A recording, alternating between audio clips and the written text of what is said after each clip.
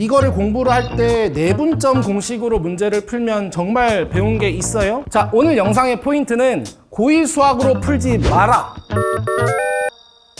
2024학년도 수능 공통 9번입니다. 자, 이 문제 대부분 내분점 공식 썼을 거예요. 작년에 수능 본 친구들, 그죠? 잘하셨어요. 아유, 그렇게라도 맞췄으니까 다행입니다. 자, 근데 이제 지금 수능을 준비하거나 앞으로 수능을 볼 예정인 친구들, 이거를 공부를 할 때 내분점 공식으로 문제를 풀면 정말 배운 게 있어요? 고1 수학 정말 중요할까요? 요 생각을 가지고 문제를 한번 보도록 하겠습니다. 일단 문제 자체는 그리 어렵지 않아요. 그런데 여러분들은 문제를 풀 때 문제 구조 자체를 보려고 하지 않으면 결국에는 문제가 물어보는 바를 모르는 상태로 문제를 풀 수밖에 없게 됩니다. 그러면 우리는 문제 구조를 한번 보고 가시죠. 자, 문제 구조는 다음과 같습니다. 일단 여러분들은 구하고자 하는 것부터 보셔야 돼요. 그래서 4의 m제곱이라는 것을 구할 생각으로 주어져 있는 조건을 보겠다 이거예요. 이때 지금 내분점 공식을 반사적으로 쓰고 싶은 친구들, 공부를 꽤 많이 하고 수학에 대한 감각적인 부분, 있는 부분, 그 부분에 대해서 부정하지는 않겠습니다. 저 내분점 부분은 우리는 간접 출제 범위에 들어가 있는 내용이에요. 직접 출제 범위가 아니란 말이죠. 그렇기 때문에 그것을 고3에 수능 날에 고1 문제로 문제를 푼다라는 건 조금 결이 안 맞다라고 생각을 할 수 있는 것 같아요. 그죠? 자, 우리가 구하고자 하는 것부터 보도록 하겠습니다.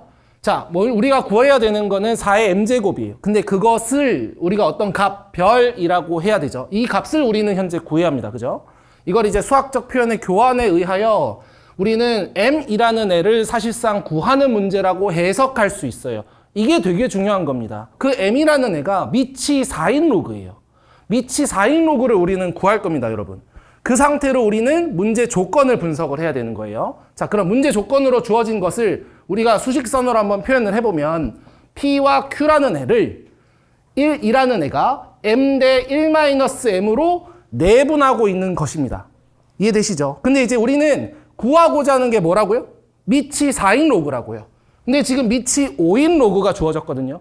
그럼 이거는 맞지 않아요. 로그는 연산을 할 수가 없습니다. 그죠? 그래서 우리는 미치 5인 2점 P, Q를 미치 4인 로그로 밑변환 공식을 적용해서 다음과 같이 표현을 하게 되고, 둘 사이를 M을 어떻게 구할까를 보는 와중에 로그 4의 12라는 애를 로그의 4의 3 더하기 1이라고 분자를 바꾸게 되면, 이걸 발견을 하게 되면 우리는 자연스럽게 1이라는 값을 다시 한번 밑변환 공식을 써서 미치 4의 로, 미치 4의 5 이렇게 바꿨을 때 우리는 분자들을 봤을 때 2점 P와 Q 사이에 간격이 1이라는 것을 힌트 삼아서 전체적으로 로그 4의 5를 곱할 겁니다.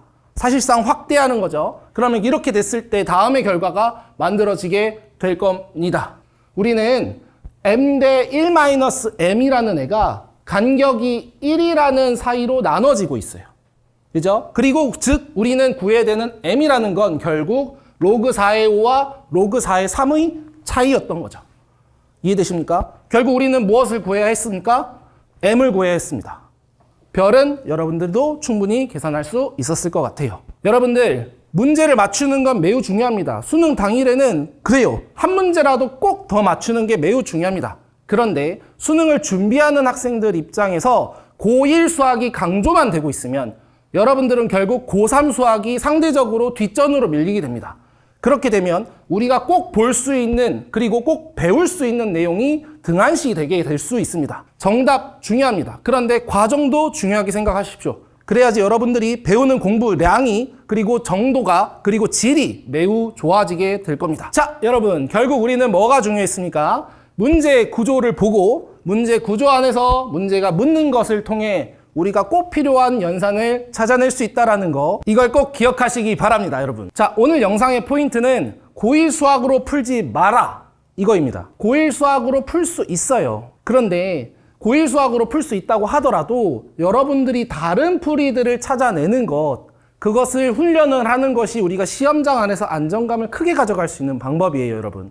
그리고 그게 조금 더 수능의 취지에 맞는 그런 쪽으로 해석을 하기 위해서 우리는 구하고자 하는 것을 위한 조건의 해석, 즉 문제 구조를 보는 것도 같이 공부를 했으면 좋겠다. 이 부분이 제가 오늘 말씀을 드리고 싶었던 부분이었습니다.